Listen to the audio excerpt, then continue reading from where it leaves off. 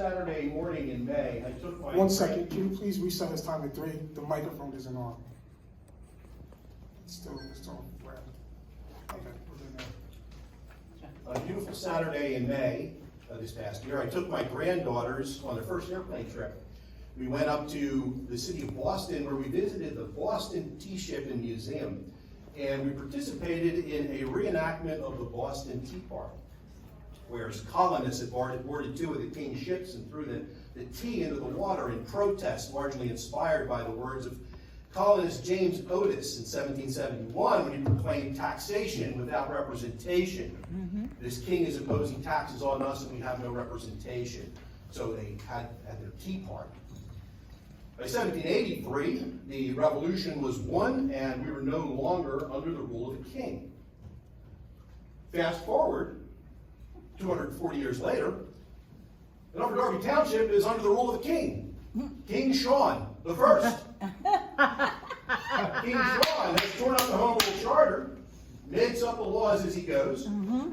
At the last township meeting, he passed what he calls the resolution ordinance. Resolution in that it doesn't need public comment, it doesn't need a vote, or it needs a vote, but it doesn't need advertising, and it's an ordinance in that it has the effect of law and can shut down public comment immediately, which is what he did through his jester of these tunes.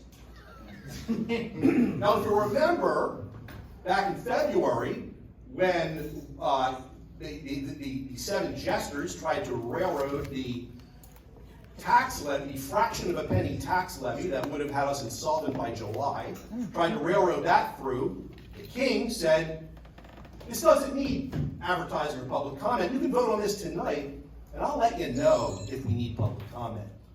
Is the king's words. Fast forward to the EIT, where the resolution ordinance shut down public comment. But before they did that, a resident came up here and asked the most important question that has been asked in the township hall meetings or any discussion. She said to the king in his court, what does this tax? Does this tax my IRA? Not one of them could answer the question. The king cites the Internal Revenue Code, which does not govern the earned income tax, as his authority and says, yes, it does. When in fact, no, it doesn't. So what we have here, folks, is taxation without representation.